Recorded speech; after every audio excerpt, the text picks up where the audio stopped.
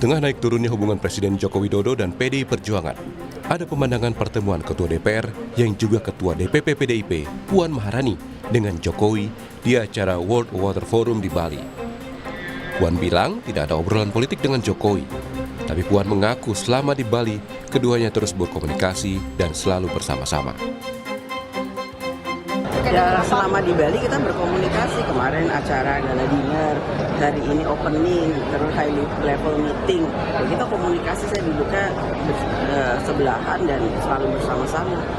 Ada soal ngomongin rakernas nggak?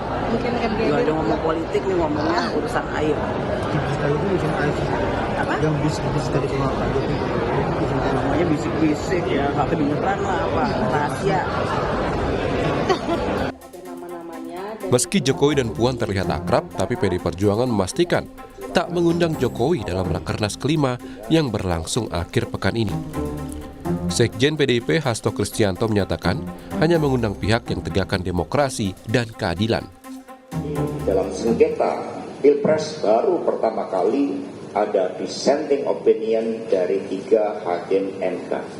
Dengan spirit itu tentu yang diundang adalah mereka yang memiliki spirit di dalam menegakkan demokrasi hukum, menegakkan negara hukum, menegakkan demokrasi yang berkedaulatan rakyat. Memang santer disebut Jokowi dan putranya Gibran Rakabuming Raka sudah tak dianggap kader oleh PDI Perjuangan. Tapi sampai saat ini belum diketahui keduanya berlabuh ke partai apa. Beda halnya dengan wali kota Medan yang juga menantu Jokowi, Bobi Nasution, yang sudah menjadi kader Partai Gerindra. Bahkan Bobi mengaku meminta izin Jokowi untuk bergabung dengan Gerindra, sekaligus akan maju dalam Pilgub Sumatera Utara. Ya pasti sebagai orang tua, kami sebagai anak pasti minta izin sama orang tua. Nah, apakah dengan kehadiran Bapak ke Gerindra, apakah semua keluarga nanti akan masuk Gerindra atau gimana? Mas Gibran, anak saya masih kecil, belum bisa masuk Gerindra. Ya kalau hari ini saya sebagai kader Gerindra, tentunya saya akan terus koordinasi dengan Gerindra, dengan Partai Gerindra. Saya tidak akan berjalan atas nama pribadi saja, tapi saya akan berjalan bersama Gerindra juga tentunya. Yang terus jadi pertanyaan, apakah Presiden Joko Widodo sudah benar-benar bukan lagi kader PDIP? Karena tidak ada lagi pertemuan-pertemuan antara Jokowi dengan elit PDIP. Tim Liputan, Kompas TV. PDI Perjuangan memastikan tidak mengundang Presiden Joko Widodo dalam Rakernas Partai Demokrasi Indonesia Perjuangan yang berlangsung mulai Jumat besok. Tapi sebenarnya apakah Jokowi dan putranya Gibran Rakabuming Raka sudah keluar dari PDI Perjuangan? Karena yang sekarang sudah terang-terangan baru menantunya Bobi Nasution yang kini bergabung ke Partai Gerindra. Kita ulas hal ini bersama politisi PDI Perjuangan Ciko Hakim, Wakil Ketua Tim Kampanye Nasional Prabowo Gibran Silverster Matutina, dan analis komunikasi politik Ahmad Khairul Umam. Selamat pagi Bapak-Bapak. Selamat pagi Mas Radi. Ya, saya ke Bung Ciko dulu deh. Jadi fix ya, nggak diundang ya Bung Ciko ya?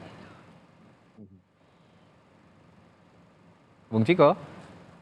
Wah kayaknya ada kendala komunikasi nih dengan Bung Ciko Hakim. Bung Ciko dengar suara saya? Yes. Baru dengar. Ya. Oke. Gimana? Jadi benar ini udah fix ya, nggak diundang Pak Jokowi ini ya? Iya, sepertinya memang begitu. Dan saya rasa gini loh, ini bukan hal yang harus dibesar-besarkan dalam beberapa pemerintahan di era reformasi. Banyak sekali kegiatan-kegiatan partai politik yang tidak mengundang presiden yang sedang menjabat gitu. Saya ingat bahkan Partai Amanat Nasional ketika itu juga tidak mengundang Pak Susilo Bambang Yudhoyono misalnya ya. PKS juga beberapa kali mengadakan acara tidak mengundang presiden yang sedang menjabat gitu. Jadi ini rasa-rasanya hanya sebuah topik yang ingin dipanjang-panjangin aja sudah hampir setahun gitu. Dan pertanyaannya itu aja gitu. Jadi saya rasa let's move on bahwa memang ada hubungan yang cukup bermasalah di antara PDI Perjuangan dan Presiden Joko Widodo, dan saya rasa ya udah anggap aja itu suatu hal yang biasa dalam dinamika politik, dinamika hubungan-hubungan antar tokoh-tokoh politik di negeri ini, dan let's move on pada hal-hal yang lebih substantif, karena memang Rakernas kita ini tidak membahas terkait dengan hal-hal yang sifatnya pribadi, tapi membahas hal-hal yang sifatnya kelembagaan, dan semua yang akan dilahirkan dari Rakernas ini punya impact langsung pada kehidupan berbangsa dan negara. Oke, nah ini kalau begitu kita bahas yang lebih substantif. Ini Rakernas PDIP ini membahas juga soal arah partai dalam posisi pemerintahan 5 tahun ke depan. Kita ketahui ya, presiden terpilih dan wakil presiden terpilih Prabowo Gibran nanti akan menjadi orang nomor 1 dan nomor 2 di Indonesia begitu kira-kira. Nah, posisi ini sejauh ini oleh PDI Perjuangan sendiri akan menempatkan diri di mana? Karena kalau kita melihat juga serba bingung juga, karena PDI Perjuangan sepertinya akan menjadi pejuang tunggal di parlemen. Mungkin nanti ada temannya yang mungkin dari PKS, tapi kalau misalnya PKS pun agak goyang, sepertinya akan pejuang tunggal. Bagaimana nih Bung Ciko? Itu juga menjadi pertimbangan kami dalam beberapa poin yang akan kita timbang-timbang untuk menentukan sikap kami gitu. Tentunya lebih dan kurangnya akan kita taruh dalam proporsi-proporsi yang sesuai, sehingga nanti kita bisa menimbang mana yang lebih baik bagi partai politik kami PDI Perjuangan, dan yang lebih penting adalah mana yang lebih baik untuk kelangsungan kehidupan berbangsa dan bernegara dalam sistem demokrasi ini ke depan, dan untuk rakyat dan seluruh Indonesia. Nah, itu yang akan menjadi pertimbangan kami. Tentu kalau kita bicara dari suasana kebatinan mayoritas, kalau tidak bisa dibilang semua, kader maupun simpatisan, dari mulai akar rumput, pengurus, dari mulai tingkatan anak ranting sampai elit, memang mayoritas mempunyai suasana batin yang merasa bahwa akan lebih baik kalau PDI Perjuangan berada di luar pemerintahan selama kepemimpinan presiden yang berikutnya. Okay. Namun itu tadi kita juga banyak pertimbangan-pertimbangan lain, dan kita lihat nanti, karena nanti di Rakernas akan dibahas di Komisi Sikap Politik, dan ini akan menjadi suatu hal yang sangat menarik. Ya, oke. Saya ke Bung Silverster dulu deh kalau gitu. Bung Silverster, kalau melihat tadi sikapnya PDI Perjuangan melalui Bang Ciko juga ya, Bung Ciko mengatakan bahwa sudahlah kita move on saja, bahwa saat ini posisi Partai Demokrasi Indonesia Perjuangan memang tidak harmonis lagi dengan Pak Jokowi begitu. Nah, kalau Anda melihat seperti itu juga, atau juga sebenarnya masih bisa diperbaiki komunikasi antara Presiden Jokowi dan PDI Perjuangan ini, terutama dalam mengarungi pemerintahan 5 tahun ke depan? Ya, saya sepakat ya, karena yang mengetahui suasana kebatinan itu memang teman-teman PDIP tentunya. Oke. Dan tadi sudah disimpulkan bahwa pemilu sudah selesai, tapi memang untuk move on memang susah, tapi kalau punya tekad yang baik, saya pikir sangat bagus ya. Dan mengenai hubungan Pak Jokowi dengan PDIP, dengan Bu Mega, saya pikir memang susah untuk diperbaiki ya, karena semenjak pencalonan Pak Ganjar dengan Pak Mahfud dan akhirnya Mas Gibran masuk ke gelanggang, saya pikir itu sudah selesai. Oke. Dan juga bagaimana kita lihat tekad Bu Mega ya, waktu itu akan mengalahkan Prabowo Gibran dalam satu putaran. Ternyata hasil akhirnya Mahfud dan Pak Ganjar hanya mendapat urutan buncit, hanya mendapat 16%. Dan ini pukulan yang cukup telak ya untuk teman-teman di PDI Perjuangan dan Ibu Mega, karena itu tekad mereka nggak kesampaian gitu loh. Oke. Jadi saya pikir ini udah selesai, apalagi kita tahu bagaimana Bu Mega dalam perjalanan politiknya, bagaimana beliau dengan Gus Dur. Ya. Ini juga kita harus ingat, termasuk beliau dengan Pak SBY ya, itu susah sekali diperbaiki. Jadi kami berkesimpulan bahwa dengan Pak Jokowi pun kalau ini sih sudah selesai. Okay. Tapi kita harus mempunyai sikap politik yang lebih dewasa ya untuk bangsa dan negara ini. Jadi itulah yang menurut kami, hemat kami, susah diperbaiki. Okay. Dengan tampilnya kemarin Mbak Puan pun menurut kami tidak akan berpengaruh apa-apa ya. Hanya menunjukkan kedewasaan berpolitik antara Mbak Puan dan Pak Jokowi. Ya, kedewasaan berpolitik yang memang dibutuhkan untuk perlihatkan kepada publik gitu ya, kira-kira bahwa kemarin kompetisi boleh, tapi ya sudah berakhir kompetisi, masing-masing harus juga bisa bersikap dewasa dan juga secara politik ya, dewasa dan juga menunjukkan kepada publik bahwa para elit ini sudah baik-baik saja begitu, sudah baik-baik saja pasca pemilu 2024. Nah, tapi yang ingin saya tanyakan juga nih, Bung Silverster, kalau memang mengarungi 5 tahun ke depan, Presiden terpilih Prabowo dan Wakil Presiden terpilih Gibran, masih perlu nggak sih untuk berkomunikasi dengan PDI Perjuangan, terutama dengan Ibu Megawati sebagai juga salah satu pemimpin bangsa begitu yang pernah juga menjadi presiden?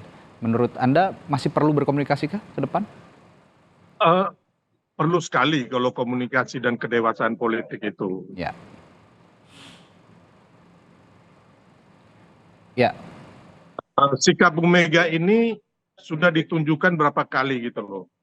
Bagaimana beliau dengan Gus Dur, ya kan, yang dalam masa akhir pemerintahan beliau berdua itu tidak akur. Bahkan ya kita tahulah Gus Dur digulingkan karena apa begitu dan oleh siapa. Termasuk Pak SBY ya, yang jadi sikap ini kalau Pak Jokowinya sendiri kan sudah selesai.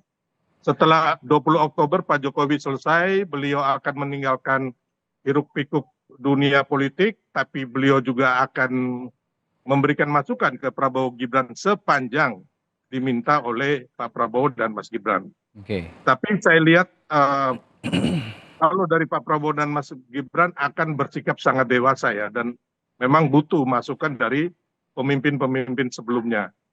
Tapi kita kembali lagi, kita garis bawahi bahwa sikap itu tidak dipunyai oleh Ibu Megawati ya. Yang ini yang memang ya memang begitulah Ibu Mega. Jadi ya kita biasa-biasa saja gitu loh menghadapi ini semuanya. Baik, saya ke Mas Umam. Mas Umam, oke lah, hubungan Presiden Joko Widodo dan PDI Perjuangan sudah tidak bisa lagi diselamatkan sepertinya begitu.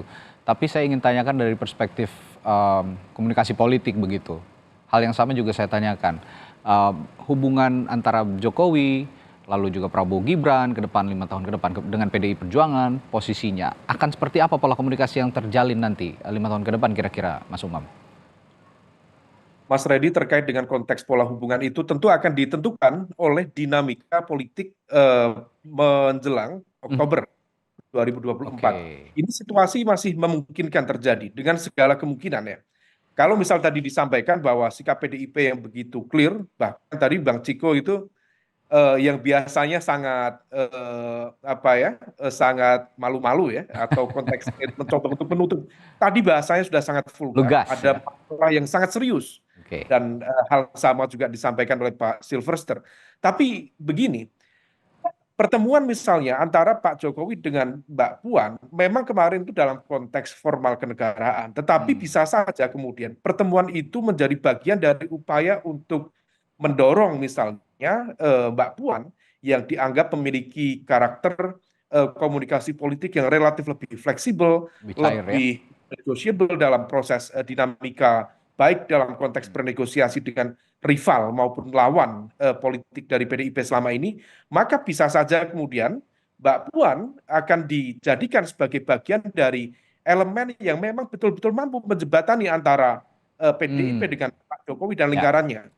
Nah, momentum itu akan bisa terjadi kalau misal kemudian dalam proses regenerasi kepemimpinan partai, Mbak Puan maju menjadi bagian dari kontestan terkuat dan kemudian mampu menggunakan kekuatan dan struktur jaringannya untuk memimpin PDIP ke depan. Kalau misal kemudian itu bisa dilakukan dan kemudian mendapatkan dukungan dari dalam tanda kutip rival politik yang saat ini tampaknya memang sedang panas-panasnya, maka bisa saja kemudian nanti hubungan PDIP ke depan dengan pemerintahan baru Prabowo Gibran akan membaik lagi. Nah, kita bayangkan barangkali dengan segala kelihayan berstrategi, kelihayan dalam bersiasat di politik, Pak Jokowi bisa saja kemudian membangun komunikasi, membangun kesepahaman.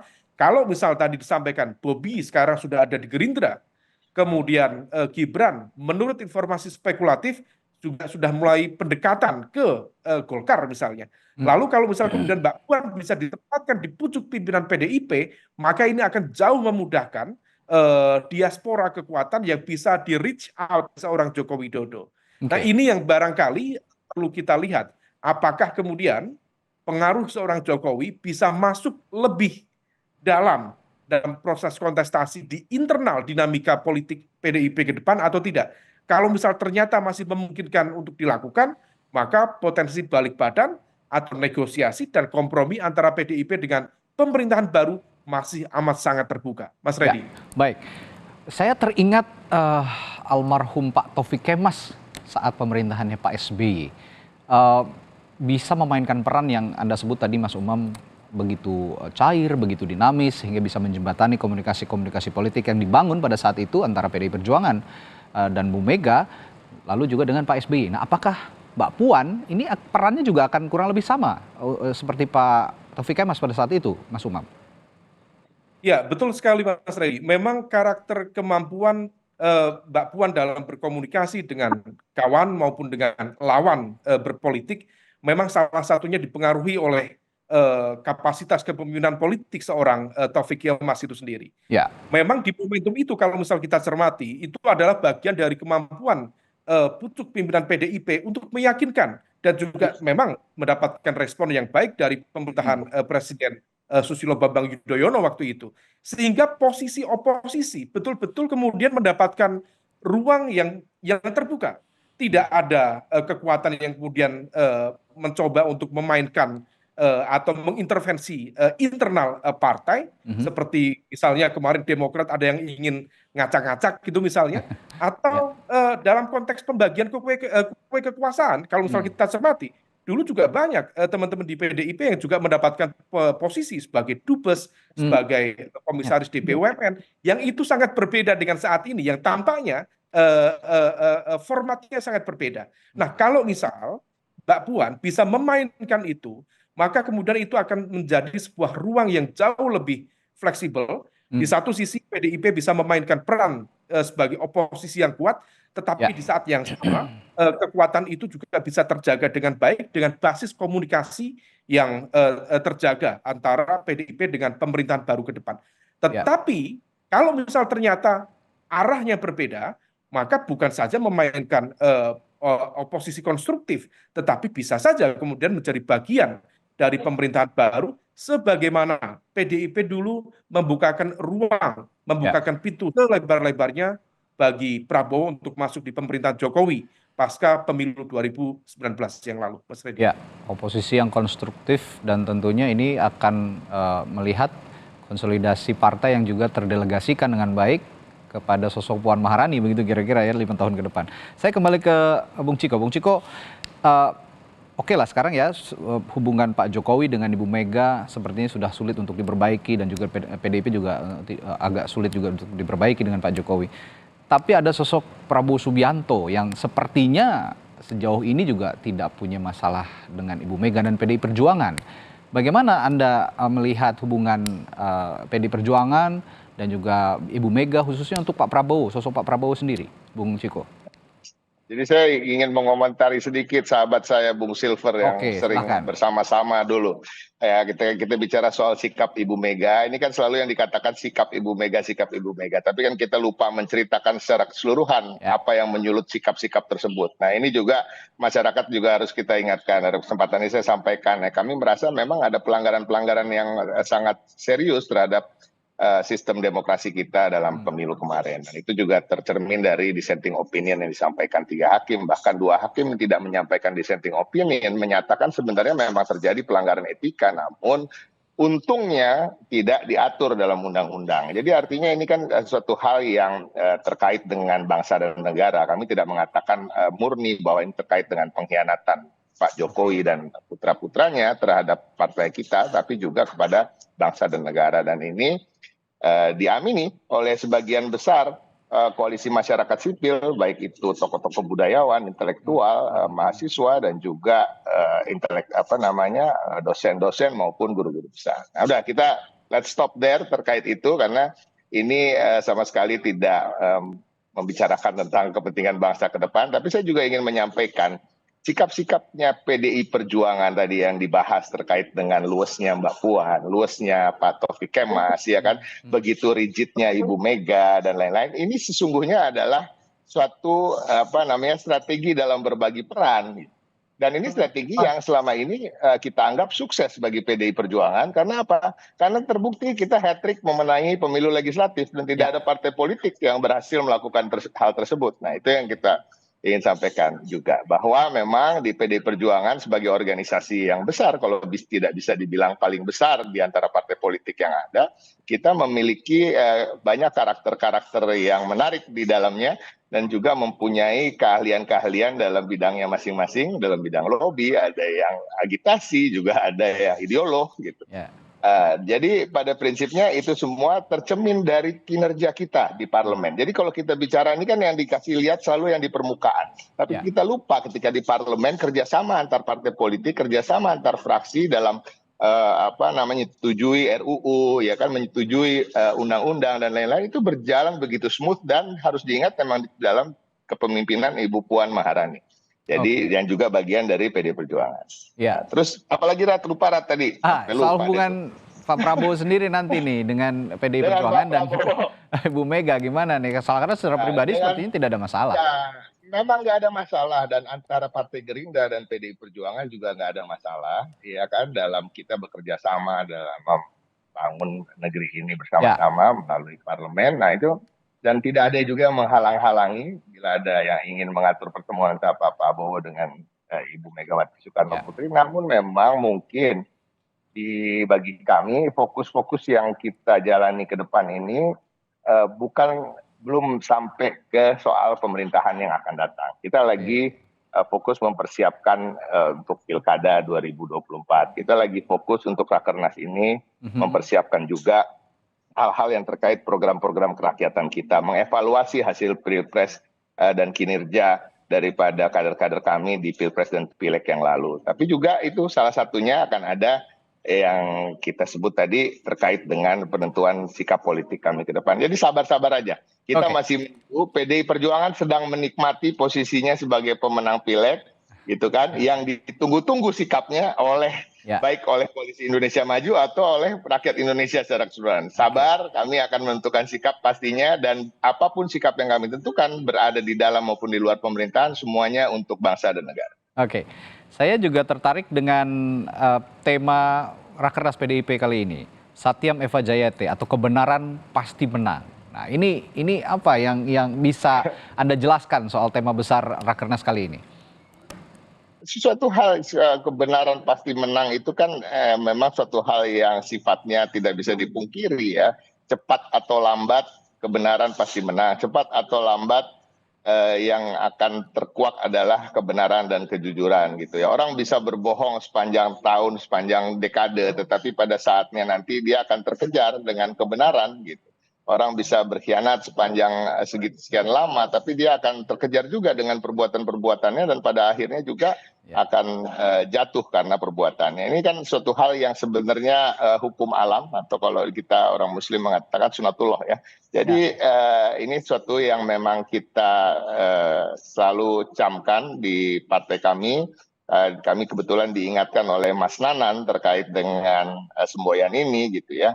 Dan ini akan menjadi ruh dari perjuangan partai kami dan kader-kader kami dari mulai tingkatan paling bawah sampai tertinggi, apalagi untuk menyikapi pilkada serentak di 545 kabupaten kota dan provinsi, dan juga terkait dengan program-program yang akan kami hasilkan untuk rakyat ke depan. Jadi intinya sesuatu hal yang mulia lah, apa yang menjadi spirit dari perjuangan kami. Baik, saya nanti setelah jeda akan bertanya ke Bung Silverster juga. Tadi Bung Ciko mengatakan bahwa sikap PDIP ini sepertinya juga ditunggu oleh Koalisi Indonesia Maju. Apakah benar demikian? Tetaplah bersama kami, akan kami tanyakan ke Pak Silverster nanti setelah jeda di Sapa Indonesia Pagi.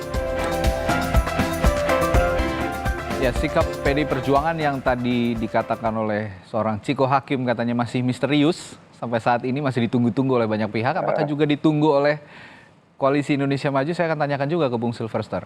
Apakah betul ditunggu sikap PDIP ini oleh di internal Koalisi Indonesia Maju, Bung Silverster? Sebenarnya biasa saja ya, karena Oh, kita biasa juga saja.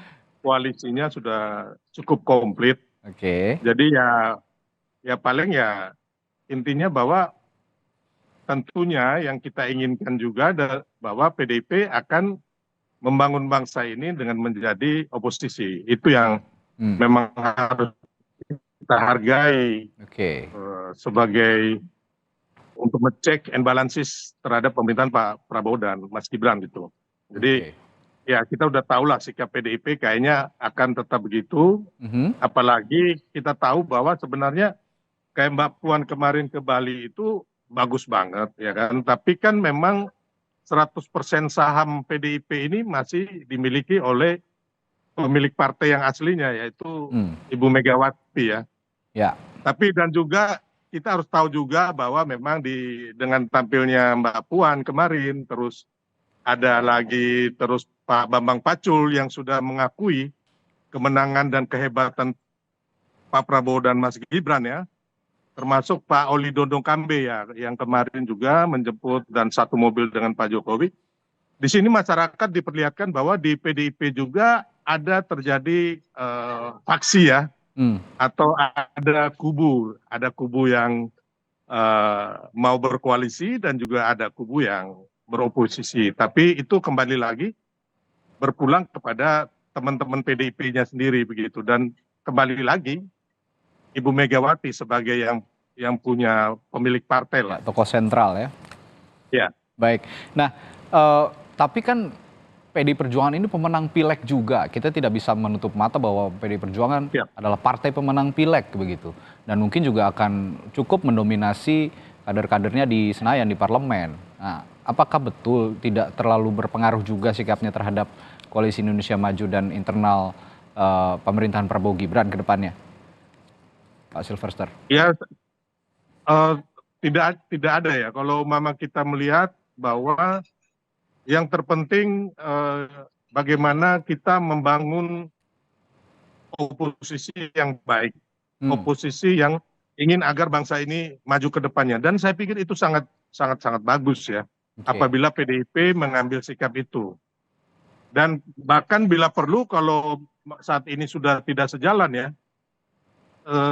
kami inginnya agar PDIP juga mulai sekarang kalau bisa pas di Rakernas ini menarik seluruh menterinya dari kabinet Presiden Jokowi. Itu satu sikap yang sangat terpuji karena daripada kita melihat serangan-serangan PDIP ini nggak berhenti ya. Kita melihat seperti anak kecil sebenarnya. Bahkan bukan hanya Hasto dan lain-lain ya, CS ya. Itu pendukung-pendukung Ganjar Mahfud, ya kan, termasuk PDIP, itu di medsos tuh gila-gilaan itu. Bahkan sudah cenderung menggiring opini yang tidak baik buat bangsa kita dan cenderung melakukan hoax ya. Kebohongan-kebohongan itu yang menurut kita bangsa ini kita nggak bisa bangun kayak begitu. Makanya Bang Ciko bilang kebenaran itu kita lihat Bang Ciko. Yang kebenaran yang terjadi bahwa pemilu ini sudah selesai dengan hasil damai dan tidak ada kecurangan yang diakui oleh saksi-saksi dari PDIP sendiri. Saksi 01, 02, 03. Terus KPPS, ya kan, Bawaslu, DKPP, terus KPU, Mahkamah Konstitusi. Terus siapa lagi yang akan dipercaya oleh PDIP gitu loh? Apakah PDIP ini teman-teman PDIP tinggal di hutan kali ya, jadi tidak mengakui semua hal ini gitu loh. Jadi ya marilah kita membangun, ya kan. Saya yakin bahwa sejarah bangsa kita akan mencatat bahwa memang keterpilihan Prabowo Gibran ini memang adalah restu dari rakyat gitu. Oke. Dan saya berani bertaruh kapanpun kita bisa gitu loh memberikan data-data bahwa tidak ada kecurangan dalam Pilpres kemarin gitu. Tapi sebagai kontrol sosial, kritik publik ya boleh-boleh saja sebenarnya kan Bung Silverster kalau menyampaikan pendapat. Kita menyambut hal yang positif. Ya. Karena memang sangat diperlukan, PDIP sangat diperlukan bangsa ini untuk mengawasi pemerintahan Pak Prabowo dan Mas Gibran nantinya ke depannya begitu. Oke. Ya, dan saya itu kita sangat hargai. Baik.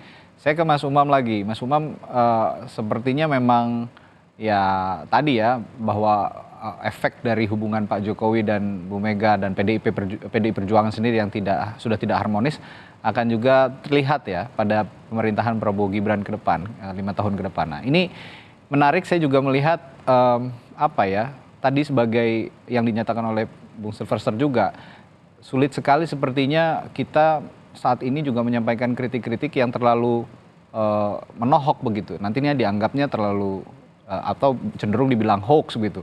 Nah, ini saya juga agak-agak tergelitik dengan penyampaian kritik. Seperti apa yang harus kita sampaikan sebenarnya dalam menghadapi pemerintahan 5 tahun ke depan, Mas Umam?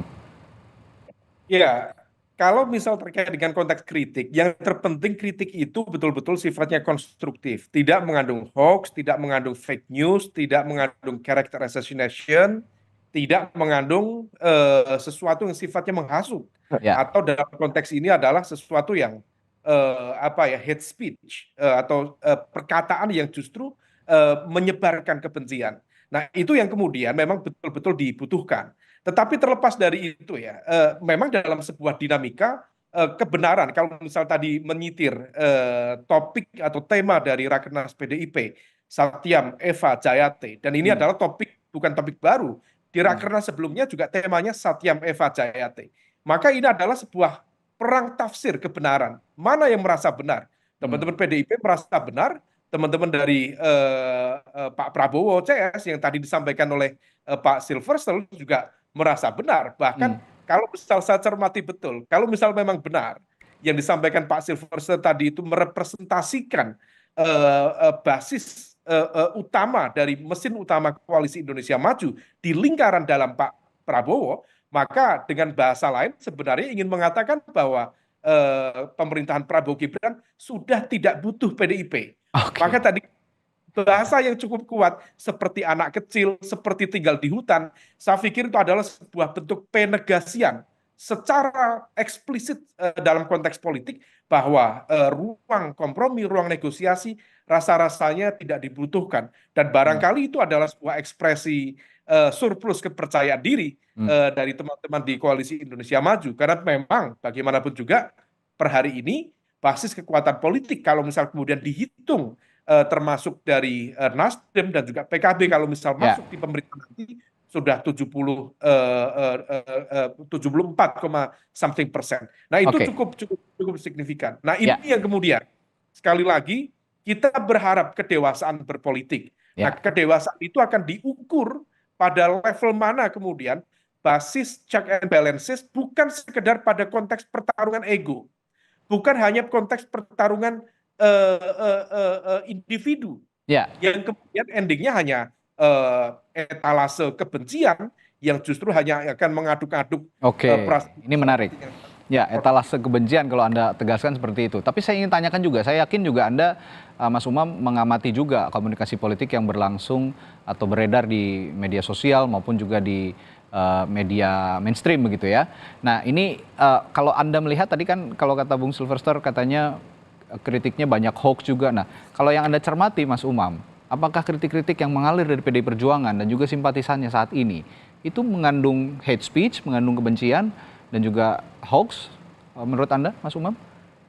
Mas Reddy, saya pikir kita tahan dulu, jangan langsung masuk pada fase yang sifatnya judgmental. Karena kalau kita bicara pada level sosial media, itu aktornya sangat banyak sekali.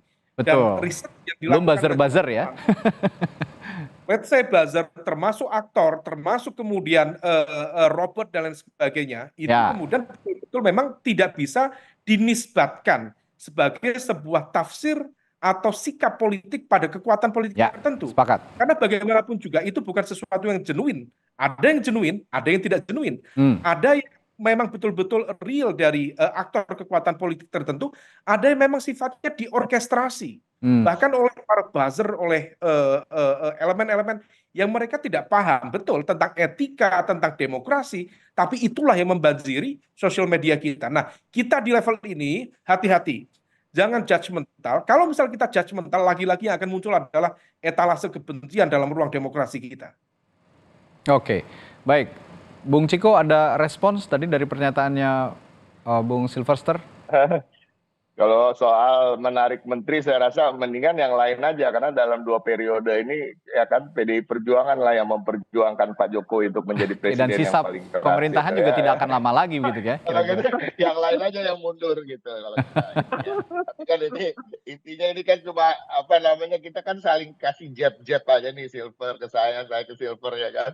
Tapi pada prinsipnya itu tadi bahwa untuk pemerintahan ke depan sikap politik kami, apapun yang menjadi keputusan kami, tentunya kita berbasis pada kepentingan rakyat. Salah satunya saya setuju dengan Bang Silver tadi mengatakan bahwa dalam demokrasi ini penting ada checks and balances. Nah, tapi jangan-jangan nanti yang berada di luar pemerintahan bisa jadi komunikasinya lebih lancar dengan Pak Prabowo. Karena kita lihat sendiri juga di Koalisi Indonesia Maju ini ada gejolak-gejolak kecil gitu yang terjadi. Misalnya di Sumatera Utara gitu kan, Bobi udah merebut Ini menarik ini. di awal-awal Bobi sudah merebut rekomendasi dari Partai Golkar, namun tiba-tiba masuknya Partai Gerindra, kan ini menarik tuh, ya kan? Terus hal-hal terkait dengan Undang-Undang Kementerian Negara gitu, sampai harus diajukan RUU. Walaupun PDI Perjuangan setuju dengan berbagai catatan, tetapi tentunya itu kan artinya ingin dalam tanda kutip belum tentu, cuma ingin menambah kursi kementerian yang terkait dengan bagi-bagi kekuasaan. Nah, saya juga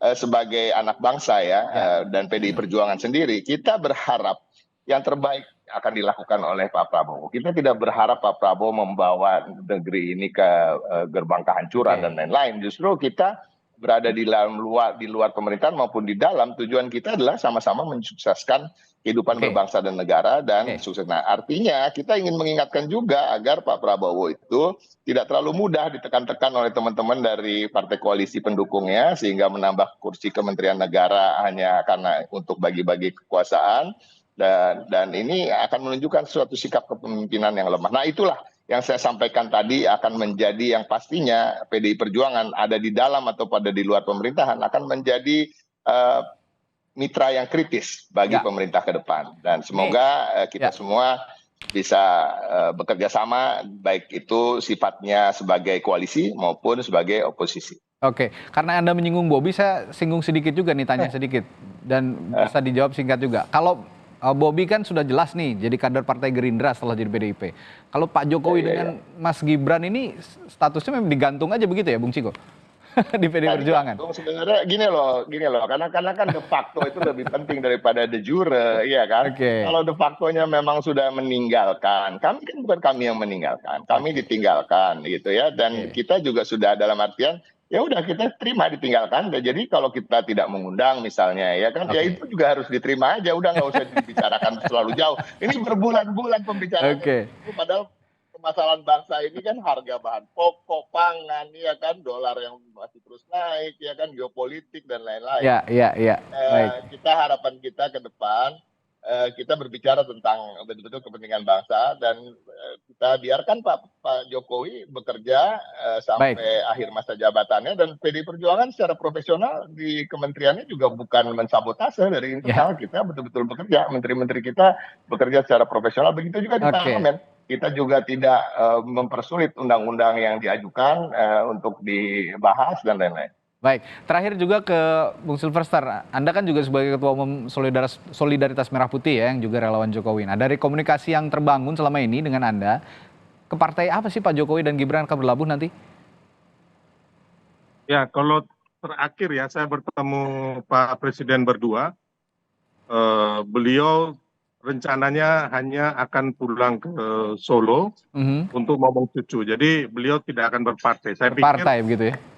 Ya, itu yang sangat bagus. Mengenai Mas Gibran sendiri, hanya memang ada isu-isu mau ke Partai Golkar, Partai PAN dan sebagainya. Sampai saat ini pun belum ya. Oke. Baik. Nah, terakhir Mas Umam, Anda percaya bahwa Pak Jokowi dan Mas Gibran tidak akan berpartai selama 5 tahun ke depan nanti? Mas Reddy, itu adalah sebuah situasi yang too good to be true. Terlalu rasa-rasanya, kalau misal kita mencermati apa yang terjadi, dinamika pasca kekuasaan itu jangan dianggap sebagai sebuah dinamika yang biasa. Tetap sama, seorang mantan penguasa, dia membutuhkan backup kekuatan politik yang cukup memadai. Karena kalau misal tidak, dia akan dihajar oleh berbagai kekuatan-kekuatan politik lain.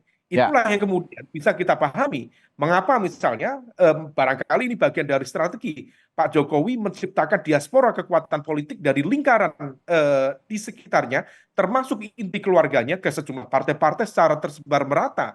Bobi sekarang ada di Gerindra, kemudian Gibran kalau misal memang betul akan ada ke Golkar, kemudian nanti kalau misal di PDIP masih memungkinkan untuk diajak negosiasi Bang Ciko wala ahli wasabi ajmain ini dan teman-temannya ya, maka bisa saja kemudian itu bagian dari sebuah perisai untuk membentengi, melindungi terutama pasca turun dari kekuasaan. Jika seorang mantan pemimpin dalam sebuah pertarungan politik tidak diperkuat, tidak dilindungi dengan kekuatan politik yang memadai, maka dia akan dihajar oleh berbagai aktor-aktor politik, terutama mereka yang merasa pernah menjadi korban dalam pertarungan politik sebelumnya. Baik. Menarik sekali kita nantikan langkah politik selanjutnya juga dari. Bang Umam, ya, silakan. Saya luruskan sedikit ya. Singkat saja, Pak Jokowi tidak punya peninggalan tersangkut masalah korupsi dan juga tekanan politik apa. Jadi kita ingat Pak Habibie ya. Beliau akhirnya lengser ke Prabon sebagai negarawan, sebagai rakyat biasa. Dan itu yang akan dilakukan oleh Pak Jokowi. Jadi selama ini isu bahwa Pak Jokowi itu nanti akan bergantung kepada Pak Prabowo dan partai-partai lainnya, menurut saya itu opini yang hanya digiring aja untuk membunuh karakter Pak Jokowi. Tapi intinya beliau adalah negarawan yang dicintai rakyat Indonesia dan diakui dunia. Jadi semoga demikian Bang Silverster, karena tadi udah diaminkan oleh Bang Ciko, karena seringkali sign kanan tuh beloknya sign kiri, jadi belok ke kiri. Ya, kalau bahasa komunikasi politik begitu, jika terus dibawa ke kanan, taunya beloknya ke kiri begitu ya. Mas Gibran, kalau untuk Mas Gibran oke, saya sepakat itu. Tapi kalau ada pengecualian.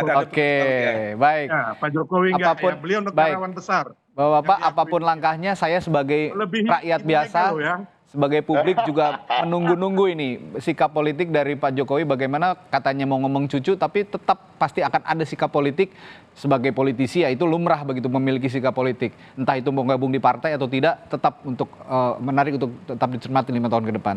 Terima kasih Mas semuanya. Kami akan mengantar Pak Jokowi ke Solo. Ya, siap. Ratusan ribu orang nanti itu. Oke, baik.